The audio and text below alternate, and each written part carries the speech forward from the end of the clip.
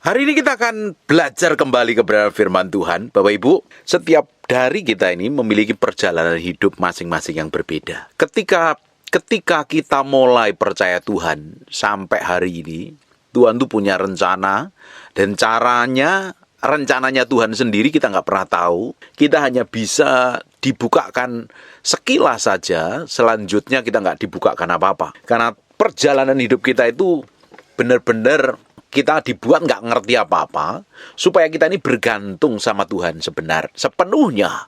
Kalau kita ini bergantung sepenuhnya kepada Tuhan, artinya kita butuh Tuhan, kita perlu kekuatan Tuhan, kita perlu hikmat pengertian yang datangnya dari Tuhan. Alkitab katakan, firman-Mu adalah pelita bagi kakiku dan terang bagi jalanku. Firman Tuhan sebagai pelita yang menerangi perjalanan hidup kita supaya kita tidak jatuh, kita nggak terantuk ke batu, kita nggak masuk ke jurang. Diterangi dengan firman, dan yang menuntun langkah kita adalah kebenaran. Firman-Mu adalah pelita bagi kakiku dan terang bagi jalanku, supaya jalan kita nih nggak terantuk, nggak terseok, nggak terjatuh, nggak terjerumus. Kita perlu diterangi dengan firman. Hanya selangkah demi selangkah. Di dalam perjanjian lama, tidak ada lampu, tidak ada flashlight, tidak ada listrik. Makanya perjalanannya orang-orang di zaman dahulu kala diteranginya pakai pelita. Bagaimana dia kalau berjalan di tengah malam atau waktu kondisi gelap? Di kakinya ditaruh di ujungnya seperti sepatunya Abu Nawas, di ujung dikasih pelita. Dan pelita itu hanya menerangi selangkah demi selangkah. Nah, perjalanan hidup kita pun juga begitu loh. Dari kita percaya Tuhan, dari kita mengambil keputusan untuk mencintai Tuhan dan mengasihi Tuhan sampai hari ini, Tuhan nggak singkapkan nanti akan terjadi seperti ini secara detail. Tidak. Kita tidak pernah tahu ke depannya akan terjadi apa. Sejam yang akan datang akan terjadi apa. Kita ngalami apa. Hidup kita akan seperti apa. Kita tidak pernah disingkapkan sepenuhnya. Kadang Tuhan bicara lewat penglihatan, lewat mimpi, tapi tidak sedetail seperti yang kita alami. Sesungguhnya ketika ada penglihatan, ada mimpi, ada pernyataan Tuhan, pernyataan roh, hanya sebagai warning saja, ke depannya akan terjadi seperti ini. Makanya kita harus berhati-hati supaya langkah kita ini nggak jatuh. Tuhan tetap pimpin, tetap lindungi. Nah, makanya setiap hari kita harus bergantung sama Tuhan. Perjalanan kita dengan Tuhan itu tidak langsung menjadi enak.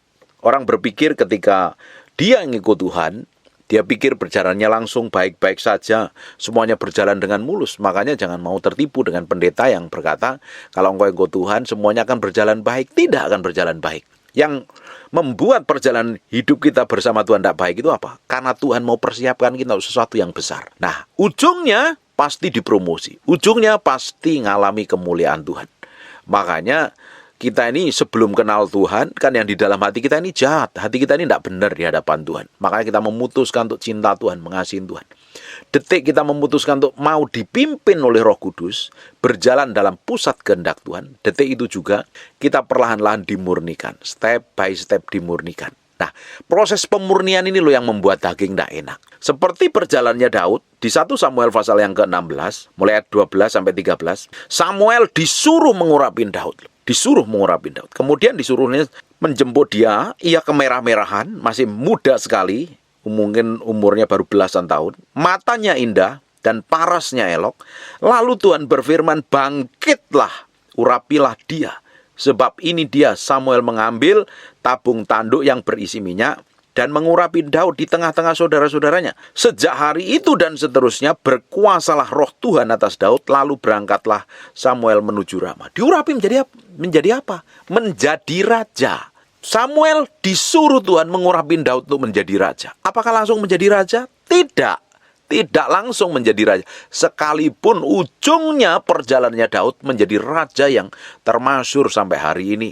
Nama Daud itu dikenal di mana-mana. Perjalanan setelah dia diurapin Tuhan dan berkuasa roh Tuhan atas Daud. Kalau Roh Kudus berkuasa atas Daud, dia diurapin Tuhan, ada kuasa Allah, ada hikmat dan pengertian. Ternyata perjalanannya Daud tidak seindah yang dibayangkan. Dia pikir perjalanannya akan baik-baik saja. Wah, ini dia jadi raja ini. Ternyata masih ada raja namanya Saul.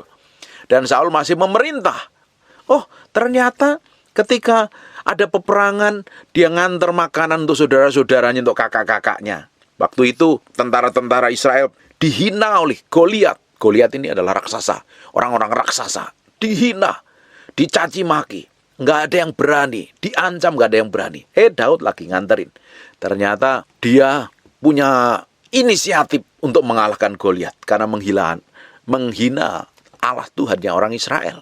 Akhirnya apa yang terjadi? Sebelum dia mengalahkan Goliat pun, saudara-saudaranya juga memandang rendah. Perjalanan seketika diurapin Tuhan tuh nggak langsung ujuk-ujuk orang hormatin, orang promosi, orang tinggikan. Tidak semudah yang kita bayangkan, Bapak Ibu. Ketika engkau memilih untuk ikut Tuhan, itu ada proses perjalanan hidup.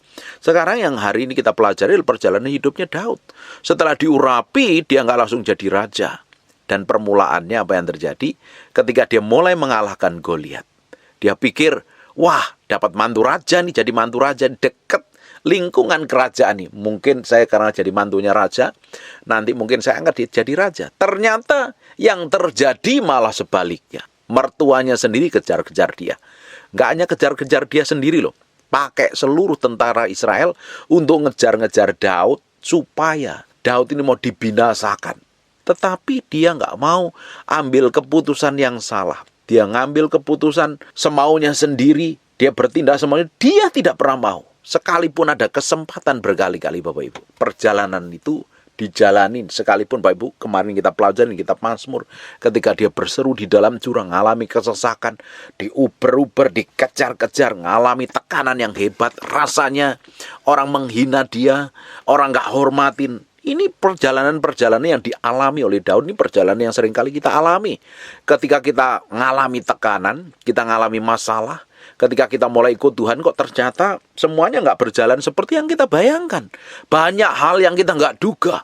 Hal-hal yang kok nyerempet bahaya. Hal yang kelihatannya kok ini kok tambah kacau. Apakah Tuhan tinggalkan? Tuhan tidak pernah tinggalkan. Tuhan tetap urapin Daud kok. Tuhan juga tetap urapin Bapak Ibu. Selama engkau berjalan hatimu dalam pusat pimpinan Tuhan, dalam kehendak Tuhan, Tuhan tetap urapi, Tuhan tetap pimpin hidupmu, Tuhan tetap bawa hidupmu ngalami breakthrough dan terobosan di ujungnya. Kalau hari ini sedang ngalami seperti ini, sebenarnya Tuhan sedang persiapkan kita. Tuhan sedang mengajarin kita banyak hal, supaya nanti ketika kita ngalami promosi dan peninggian, tetap kokoh, tetap berhikmat, tetap berjalan sesuai kehendak Tuhan. Daud pun juga ternyata mengalami proses yang sama. Dia tidak mau mempromosikan diri, dia tidak mau ngambil tahta yang dijanjikan Tuhan karena dia diurapi menjadi seorang raja. Tidak pakai caranya loh. Dia ngikutin caranya Tuhan. Daud ngikutin proses Tuhan. Dia tahu dia harus berjalan dalam pusat kehendak Tuhan. Kalau kita akan lihat, padahal Daud diberikan kesempatan, punya kesempatan berkali-kali dalam hidupnya untuk menghabisin Saul. Ini kan mertuanya sendiri. Ngejar-ngejar berkali-kali dilemparin lembing untuk dibinasakan. Bahkan kalau kita lihat di 1 Samuel pasal yang ke-24, mulai ayat yang ketiga sampai ayat yang kelima, ia sampai ke kandang-kandang domba di tepi jalan. Di sana ada gua dan Saul masuk ke dalamnya untuk membuang hajat. Tetapi Daud dan orang-orangnya duduk di belakang gua itu. Lalu berkatalah orang-orangnya kepada Daud, tiba-tiba hari yang dikatakan Tuhan kepadamu. Sesungguhnya aku menyerahkan musuhmu ke dalam tanganmu, maka perbuatlah kepadanya apa yang kau pandang baik. Maka Daud bangun lalu memotong puncat jubah Saul dengan diam-diam. Kemudian berdebar-debarlah hati Daud karena ia telah memotong punca Saul. Bapak Ibu bisa bayangkan, ini Daud punya kesempatan kalau pingin cepat jadi raja di Israel dengan membunuh Saul dengan caranya sendiri. Tapi dia tidak pernah lakukan. Bapak Ibu bisa bayangin, kalau Saul sedang lagi kebelet untuk buang air besar, nggak ada kesempatan lagi untuk membela diri tentunya. Dia bisa dihabisin, tetapi Daud tidak lakukan. Dia hanya potong ujung puncat jubahnya Saul saja, itu pun hatinya gemetar, berdebar-debar. Dia merasa berdosa, ini tidak benar nih. Saya tahu kok, Saul ini orang yang diurapin Tuhan. Saya nggak mau bikin kesalahan. Saya kalau jadi raja, saya nggak mau pakai cara saya sendiri untuk menghabisin Saul kok. Sekalipun ini orang jahat loh. Ini orang punya hati yang luar biasa loh. Sekalipun dia ditekan, sekalipun dia diancam, sekalipun dia dibuang, sekalipun dia rasanya tidak dihormati, dia tahu menempatkan diri. Sekalipun dia dibenci, dia tetap mengasihi musuhnya. Ini loh, orang-orang model kayak begini nih yang dipercaya Tuhan. Bapak Ibu, kalau engkau hari ini ya kesel dengan seseorang, jengkel dengan seseorang karena pernah menipu, karena pernah mengkhianati, karena pernah memperlakukan buruk, pernah menghina, atau punya perbuatan yang tidak menyenangkan atas hidupmu, kira-kira kalau dia pun sedang mengalami kesesakan, mengalami kesalahan, apa yang kamu perbuat? Atau dia lagi tertimpa masalah, kamu bersyukur atau kamu mendoakan yang lebih baik? Kan kita harus memiliki sikap hati yang benar. Jangan sampai ketika ada orang-orang yang pernah menyakiti dan melukai, bahkan merugikan hidup kita, justru kita tambah membenci balik. Kita menghina, pingin membalas dendam, pingin memperlakukan buruk dan lain sebagainya. Justru kita harus mencontohi sikap hidup Daud loh. Daud tidak melakukan hal yang jahat, dia tidak melakukan kejahatan, justru dia bersikap benar di hadapan Tuhan. Dia memilih melakukan yang benar seperti yang Tuhan mau. Dia punya kesempatan untuk menghabisin Saul, tapi dia tidak pernah lakukan itu. Dia hanya potong ujung jubahnya saja, itu pun rasanya sudah merasa berdosa karena hatinya berdebar-debar, sudah tidak tenang. Tidak hanya sekali, Daud punya kesempatan 2 kali untuk menghabisi nyawa Saul. Tetapi apa yang terjadi? Dia tidak lakukan. Coba kita buka di 1 Samuel pasal yang ke-26, mulai ayat yang ke-11. Kiranya Tuhan menjauhkan daripadaku untuk menjamah orang yang diurapin Tuhan. Ambillah sekarang tombak yang ada di sebelah kepalanya dan kendi itu, dan marilah kita pergi. Kemudian Daud mengambil tombak dan kendi itu dari sebelah kepala Saul. Lalu mereka pergi. Tidak ada yang melihatnya, tidak ada yang mengetahuinya, tidak ada yang terbangun. Sebab sekaliannya tidur karena Tuhan membuat mereka tidur nyenyak. Ada kesempatan yang kedua. Daud tidak mau berbuat jahat. Dia mau ngikutin proses yang datangnya dari Tuhan sendiri. Kalau Bapak Ibu, engkau dipanggil Tuhan, mungkin dapat nubuatan, dapat visi dari Tuhan. Suatu hari engkau akan dipakai Tuhan, diurapin Tuhan, diberkati Tuhan. Jangan pakai caramu sendiri. Untuk terkenal, dipakai Tuhan luar biasa. Jangan pakai caramu sendiri, pakai cara Tuhan. Lalu engkau pakai caramu sendiri, ketika engkau diberkati, ketika engkau masyhur dan terkenal, waktu di ujung, di puncaknya, kebesaran yang dipercayakan kepadamu, engkau akan jatuh. Pakai cara Tuhan, pakai proses Tuhan. Nah, proses Tuhan ini seringkali tidak enak buat kita. Orang gak suka menjalaninya. Orang maunya ikut Tuhan, berjalan dengan baik, bisnisnya lancar. Kalau punya suaminya cepat bertobat dan mencintai Tuhan, mengasihi. Istri pun juga sama. Semuanya berjalan dengan baik. Ternyata ketika ikut Tuhan, semua orang punya perjalanan masing-masing yang berbeda. Dan perjalanan itu seringkali tidak enak. Kalau engkau sedang menjalani perjalanan yang tidak enak, jalani saja sama Tuhan. Justru saat itulah Tuhan sedang mempersiapkan engkau menjadi seseorang yang akan menjadi besar.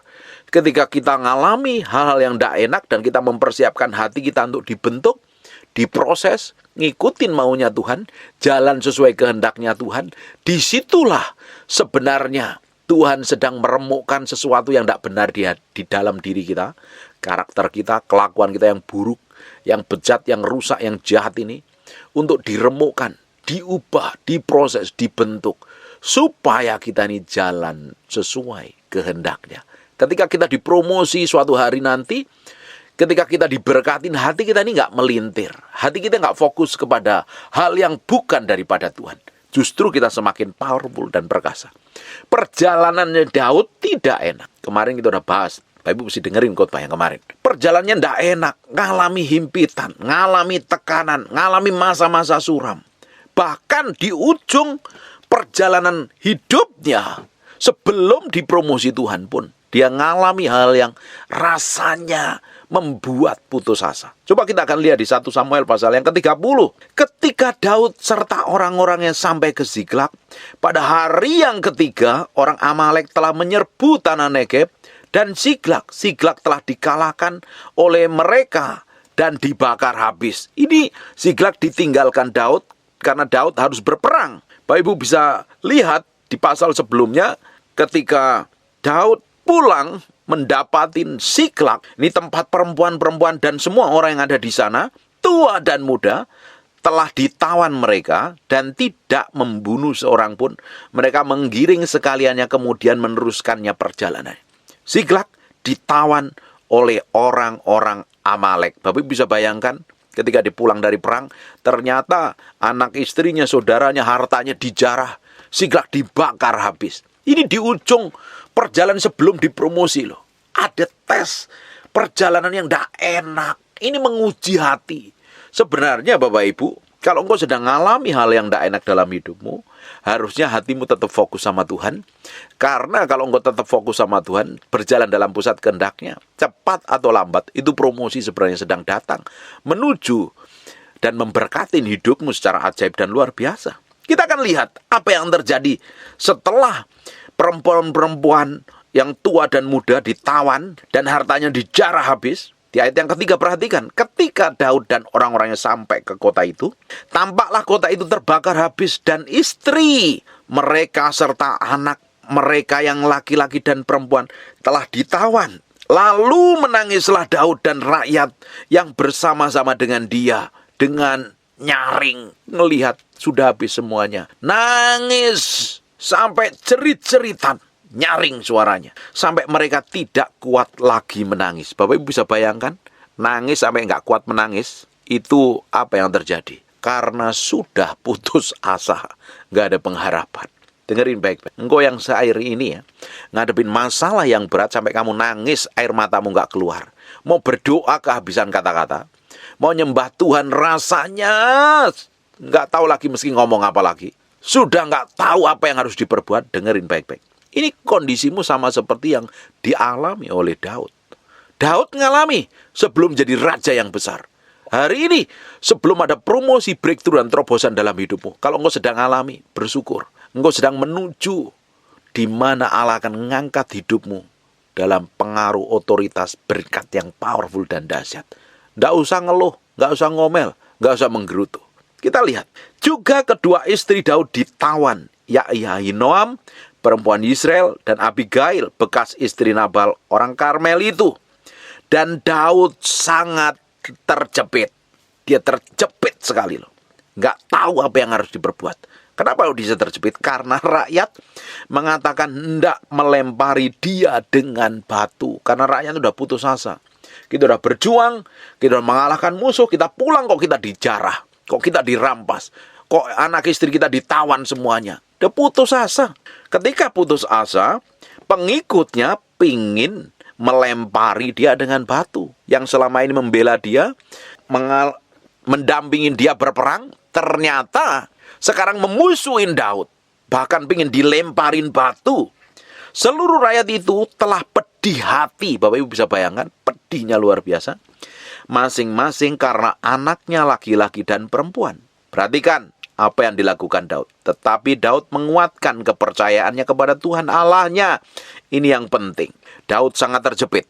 Dia mengalami tekanan. Dari sisi lain, anak istrinya dijarah. Dia sendiri ditekan oleh para pengikutnya. Bahkan mau dibunuh, dilemparin batu. Bapak Ibu bisa bayangkan itu? Apa keputusan yang diambil oleh Daud? Dia menguatkan kepercayaannya kepada Tuhan Allahnya. Bagaimana menguatkan kepercayaannya? Bapak Ibu bisa tahu apa yang dilakukan Daud. Lalu Daud memberi perintah kepada Imam Abiatar bin Ahimelek. Bawalah efod itu kepadaku, maka Abiatar membawa efod itu kepada Daud. Kemudian bertanyalah Daud kepada Tuhan, haruslah aku mengejar gerombolan itu? Akan dapatkah mereka kususul? Dan ia berfirman kepadanya, kejarlah dan sesungguhnya engkau akan dapat menyusul mereka dan melepaskan para tawanan. Dia menguatkan hatinya. Yang dilakukan Daud, dia mencari Tuhan, tanya Tuhan. Sampai dia dengar suara Tuhan baru bertindak. Engkau yang hari ini, engkau sudah berdoa belum dijawab Tuhan. Sudah berpuasa belum terjadi terobosan. Hidupmu malah babak belur, tambah ruwet, tambah kacau. Dan engkau hampir putus asa. Kalau engkau putus asa, kecil kekuatanmu. Justru dalam kondisi seperti itu, kuatkan hatimu. Tanya Tuhan. Gedor. Seperti janda yang menggedor untuk dapat pembelaan hakim itu, sampai dibukakan pintu dan sampai akhirnya dapat pembelaan. Tuhan tidak pernah meninggalkan kita, tapi seringkali Tuhan seakan-akan meninggalkan kita sendirian Tuhan mengawasin kita dari jauh. Supaya kita tetap berharap, tetap menjadi orang Kristen yang dewasa, bisa memilih keputusan yang baik, bisa menimbang memikir apa yang dia harus perbuat. Semakin kita bergantung sama Tuhan, semakin kita kuatkan hati kita. Bapak Ibu mesti kuatkan hati, mungkin dengar pengajaran, dengar khotbah, perkatakan firman Tuhan, mungkin kau berdoa, puasa, sembah Tuhan, perkatakan janji Tuhan, ingat-ingat semua kebaikan Tuhan, itu membuat engkau yakin dan percaya bahwa Tuhan kita itu Allah yang baik. Dan Allah memang terbukti, Allah yang kita sembah, Allah Abraham, Ishak dan Yakub yang kita kenal dengan namanya Yesus Kristus, dia Allah yang baik, dia Bapa yang baik yang tidak pernah meninggalkan kita. Dia Allah yang powerful dan dahsyat. Nah, dalam kondisi terjepit, tertekan, harusnya kita kejar Tuhan. Sampai dengar perintahnya, sampai kita ngerti maunya, sampai kita berjalan dalam pusat kehendaknya. Dan tambah hari harusnya hidup kita semakin hari semakin ngerti kehendak Tuhan. Jangan pernah nyerah di tengah jalan. Engkau nyerah di tengah jalan, habis. Dengerin baik-baik Bapak Ibu. Ketika musuh menjarah hidupmu, ingin menghabisin hidupmu, dia akan tetap menghabisin sampai engkau kalahkan mereka. Ketika Daud perang melawan Goliat, hanya ada dua pilihan. Goliat dipenggal kepalanya dikalahkan, atau Daud yang dikalahkan. Kalau hari ini kau ngadapin masalah tekanan, himpitan dengan tekanan yang hebat, dengan masalah yang berat sekalipun, kalau kau nggak bisa menang atas masalahmu, masalahmu akan menang atas hidupmu. Nah, kita harus memilih untuk menang dari atas masalah dan persoalan dengan kita bergantung sama Tuhan, menyerahkan diri kita sepenuhnya sama Tuhan. Kuatkan dan teguhkan hatimu dan minta pimpinan Tuhan. Dan Daud lakukan itu. Lalu apa yang diperbuat? Lalu Daud memberi perintah kepada Imam Abiatar bin Ahimelek, bawalah efod itu kepadaku. Maka Abiatar membawa efod itu kepada Daud. Kemudian bertanyalah Daud kepada Tuhan, katanya, haruslah aku mengejar gerombolan itu, akan dapatkah mereka aku susul? Dan ia berfirman kepadanya, kejarlah, sebab sesungguhnya engkau akan dapat menyusul mereka dan melepaskan para tawanan. Lalu pergilah Daud beserta 600 orang bersama-sama dengan dia, sampailah mereka ke sungai Besor, sementara orang-orang mau tinggal di belakang berhenti di sana. Maka Daud melanjutkan pengejaran itu beserta 400 orang. 200 orang terlalu lelah untuk menyeberangi sungai Besor, itu berhenti di sana. Nanti Bapak Ibu bisa baca semuanya. Dan akhirnya Daud ngalami kemenangan. Kita lihat di ayat yang ke-18. Daud melepaskan semua yang dirampas oleh orang Amalek itu. Juga kedua istrinya dapat dilepaskan Daud. Tidak ada yang hilang daripada mereka, dari hal yang kecil sampai yang besar, sampai anak laki-laki, anak perempuan, dan dari jaran, sampai segala sesuatu telah dirampas mereka semuanya, dibawa Daud kembali. Apa yang setan sudah curi, apa yang setan sudah jarah dalam hidupmu, ketika engkau menang berjalan bersama Tuhan, apa yang dicuri itu akan dikembalikan. Tidak perlu takut. Bahkan engkau akan mengalami promosi dan peninggian. Jalan sama Tuhan. Nah, perjalanan-perjalanan yang tidak enak ini diizinkan Tuhan dalam kehidupan kita. Tujuannya apa? Mempersiapkan kita untuk menuju kebesaran. Bapak Ibu, sebelum kejadian Daud dipromosi menjadi raja, ada kejadian-kejadian yang mengerikan loh. Bapak Ibu, kita lihat lagi di 1 Samuel pasal yang ke-31, Saul akhirnya mati. Akhirnya setelah Saul mati, akhirnya apa yang terjadi? Baru Daud menjadi raja di 2 Samuel pasal yang keduanya. Ada proses yang diizinkan Tuhan. Ketika nubuatan ketika Daud dinubuatin Samuel, diurapi menjadi raja, sampai menjadi raja, apa yang terjadi? Proses peremukan, pemurnian. Kita lihat di 2 Samuel pasal yang ke-5, yang ke-4. Daud berumur 30 tahun pada waktu ia menjadi raja. 40 tahun lamanya ia memerintah. Bapak Ibu bisa bayangkan? Ketika diurapi, wajahnya masih kemerah-merahan. Orang gak anggap dia. Orang gak perhatikan. Bahkan orang tuanya pun nggak anggap. Dipikir anak yang lain, kakak-kakaknya yang diurapi. Ternyata Tuhan pilih Daud. Ketika dia sudah diurapi, dia tidak langsung menjadi raja. Daud ngikutin caranya Tuhan. Bahkan dia punya kesempatan untuk menghabisi nyawanya Saul, tapi dia tidak lakukan itu karena dia mau jalan ngikutin caranya Tuhan. Karena dia tahu bahwa dia sedang dipersiapkan Tuhan, ujungnya dia tetap menjadi raja. Dan perjalanan itu semakin hari semakin berat itu. Semakin berat. Dia dari mudanya sudah ditolak dari keluarganya. Kakak-kakaknya berperang, dia hanya mengembalakan 2-3 ekor kambing domba. Ketika kakaknya diurapin duluan, dia nggak diurapin. Ternyata waktu dia kirim makanan ketika kakaknya di medan perang, dia dihina. Setelah dia ngalahin Goliat, apa yang terjadi? Dimusuhin mertuanya, dikejar-kejar pingin dibunuh. Ketika dia berjalan juga ngalami peperangan, pengikutnya pun pingin melempari dia dengan batu. Apa perjalanannya enak? Nggak enak. Bapak Ibu bisa lihat hari ini apa yang dialami Daud. Kitab Mazmur banyak menceritakan perjalanannya ketika dia ngalami kesesakan. Dia cari Tuhan. Dia kejar Tuhan. Dia cari Tuhan. Nggak ada solusi lain kok. Pertolongan kita itu hanya daripada Tuhan. Nah, hanya Tuhan nggak langsung tolong. Tuhan seringkali pending pertolongannya. Kasih jeda. Supaya hati kita ini tetap nempel sama Tuhan. Step by step, selangkah demi selangkah. Ketika kita mau berjalan dipimpin Tuhan, dipegang oleh Tuhan, diurapi oleh Tuhan, pelan-pelan kita dibawa menuju kebesaran. Jalan menuju promosi dan peninggian adalah jalan permukaan, jalan kematian daging, jalan menaklukkan diri sepenuhnya pada pusat kehendak Tuhan. Kita nggak bisa bertindak semau kita sendiri, kita nggak bisa melakukan segala sesuatu seenak perut kita sendiri. Kita butuh Tuhan dan kita mengandalkan Tuhan. Tuhan ujungnya akan membawa kita dalam promosi dan peninggian. Hari ini engkau sedang mengalami kesesakan, himpitan, tekanan.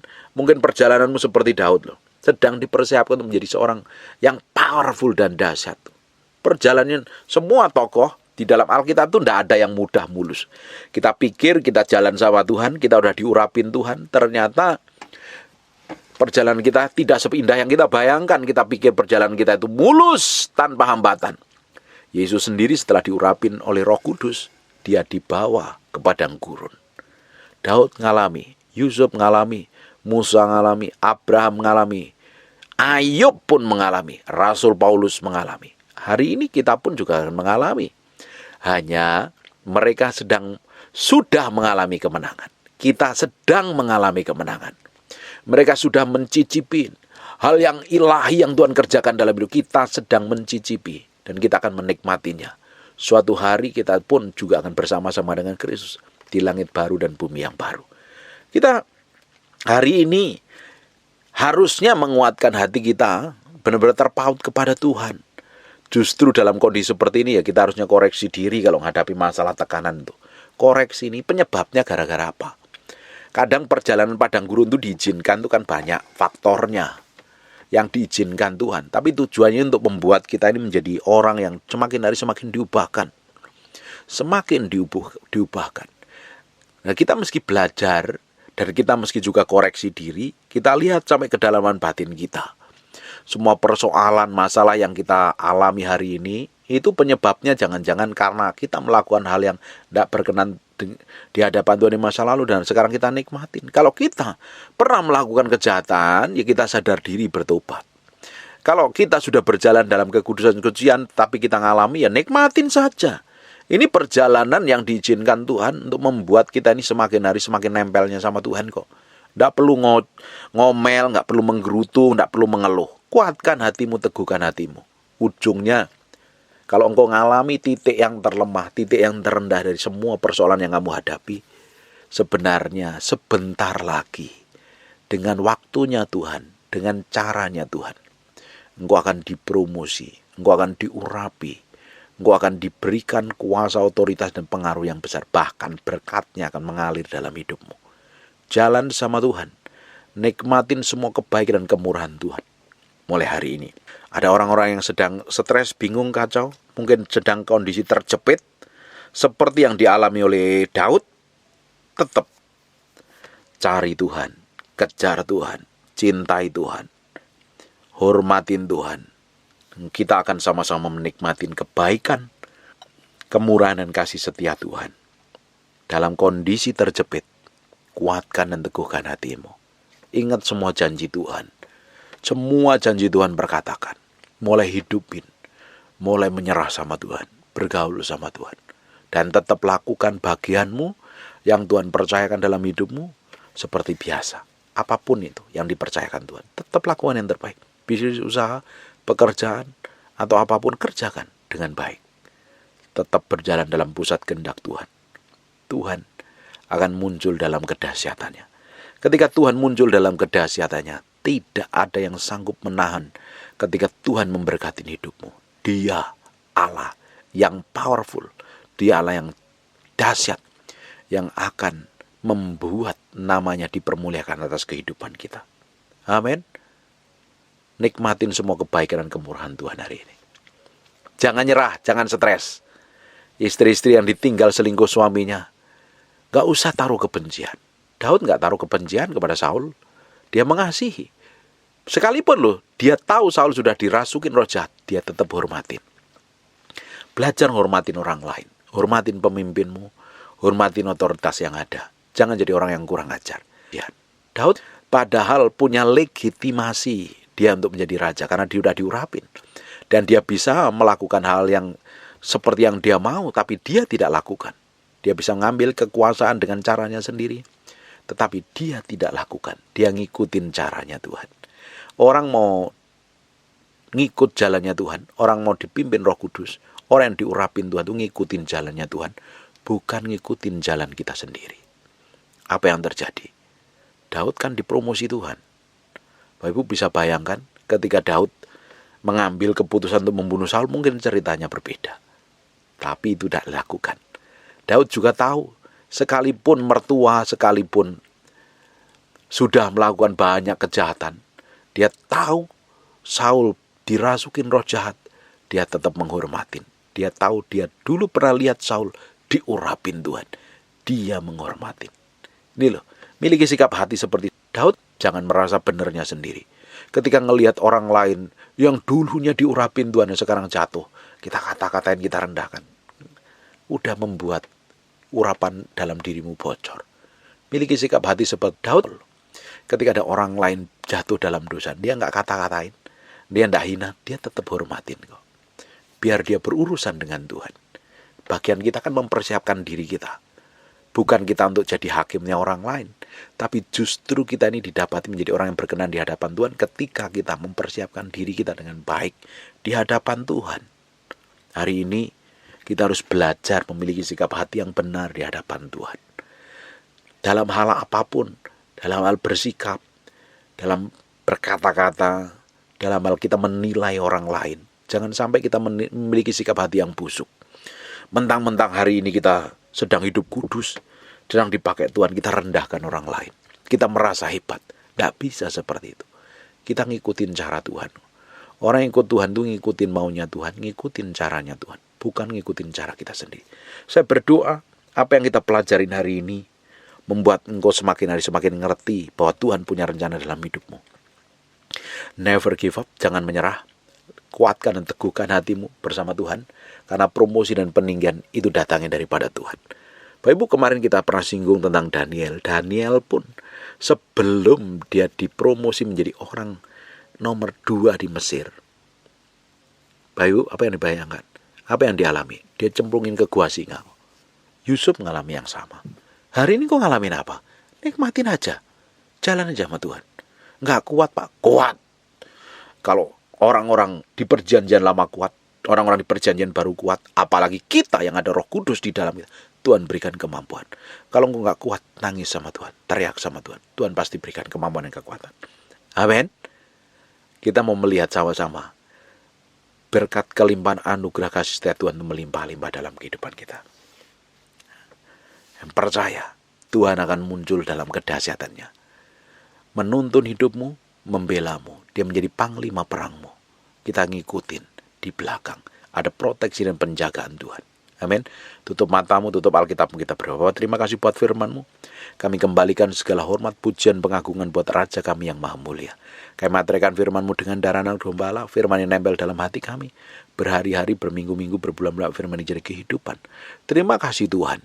Kami berdoa untuk setiap orang yang rajin mendengar firman yang hamba-Mu sampaikan. Tuhan berkati, Tuhan proteksi, jagain, Tuhan bikin berhasil. Tuhan bawa terus berjalan dalam pusat kehendak. Kami berdoa untuk orang-orang yang sakit dan mengalami kelemahan tubuh. Tuhan berikan kekuatan, Tuhan sembuhkan, Tuhan pulihkan. Dalam nama Yesus kami berdoa dan mengucap syukur. Haleluya. Amin. And God bless you. Percuma kalau kita datang ibadah ini, kalau Bapak Ibu nggak terima sesuatu. Bapak Ibu akan terima sesuatu ketika roh Tuhan mengurapimu. Engkau pulang jadi orang yang diurapin Tuhan. Bangkit beri sama-sama.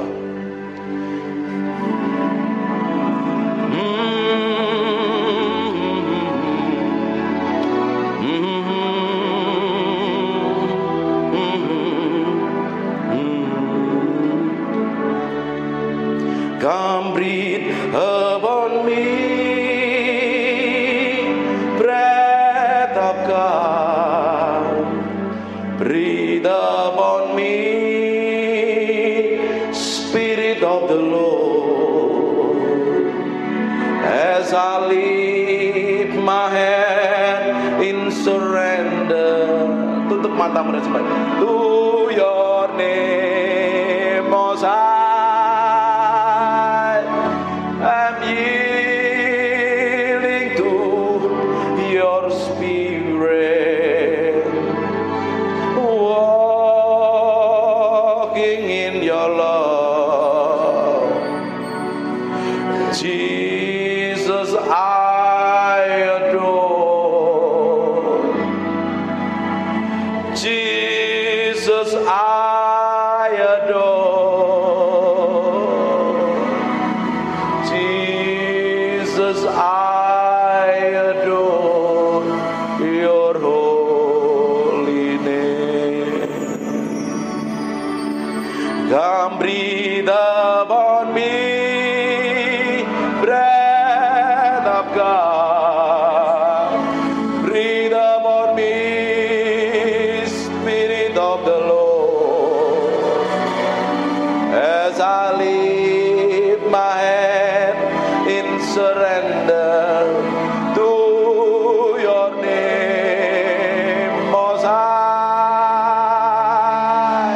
I'm yielding to your spirit,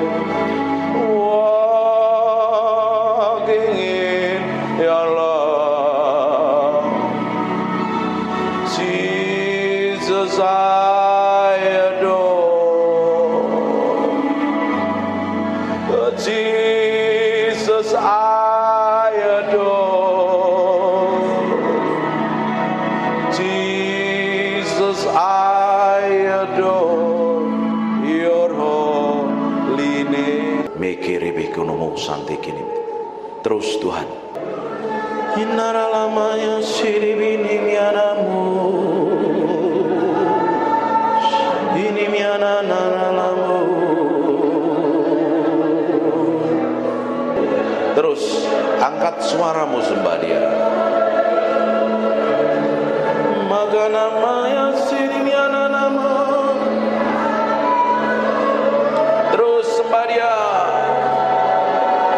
Nyanyikan mazmur yang keluar dari hatimu, sembah Dia.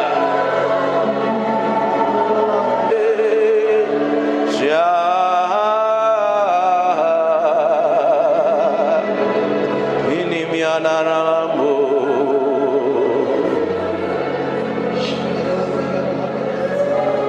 Terus Tuhan, biar pengurapan-Mu turun dalam ruangan ini. Buat sesuatu yang berbeda siang hari ini. Bukan karena kami, tapi karena Engkau. Hadirat-Mu memenuhi orang yang haus dan lapar kan Engkau. Urapan-Mu sedang turun dalam ruangan ini. Terus semakin kuat. We thank you, we praise you, we adore you. We thank you, we praise you, we adore you. Terima kasih siang hari ini. Terima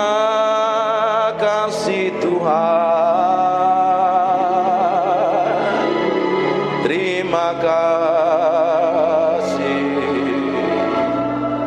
terima kasih.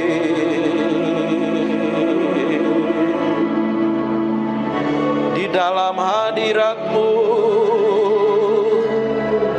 kami diupahkan mengenal Engkau. Di dalam hadirat-Mu kami mencintai-Mu.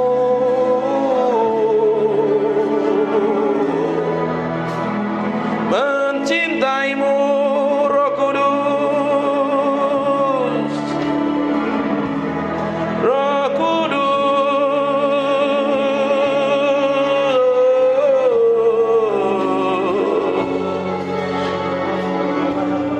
We love you, we praise you, we adore you. Tetap tinggal di dalam hadirat-Mu, sebab kami mencintai-Mu. Oh Tuhan,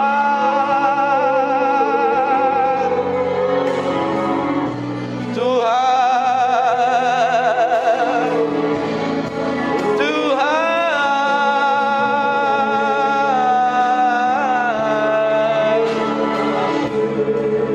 Naralamo senemede pianaramo, ikiri miana nanamo se, ikiri miana namo so.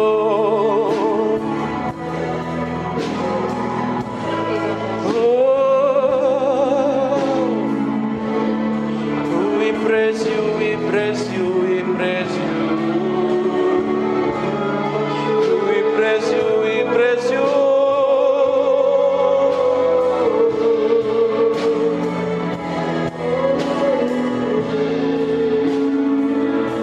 Berlama-lama dalam hadirat-Mu, menikmati kuasa-Mu, Tuhan, Tuhan.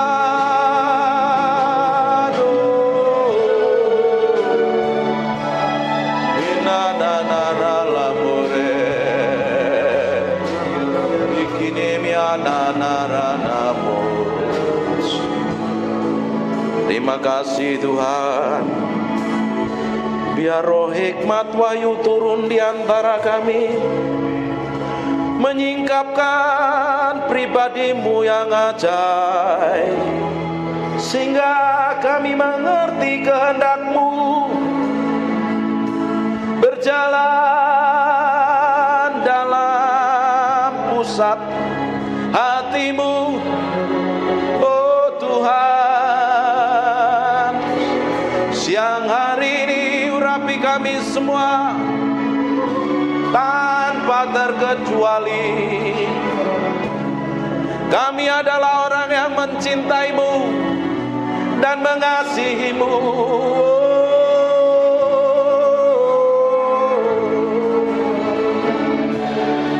Haleluya, haleluya, haleluya. Terima kasih. Yang merasakan hadirat Tuhan kasih tepuk tangan yang meriah. Hanya untuk Raja yang mulia. Haleluya. Amin. Silakan duduk dalam hadirat Tuhan. Tutup matamu, disembah Tuhan.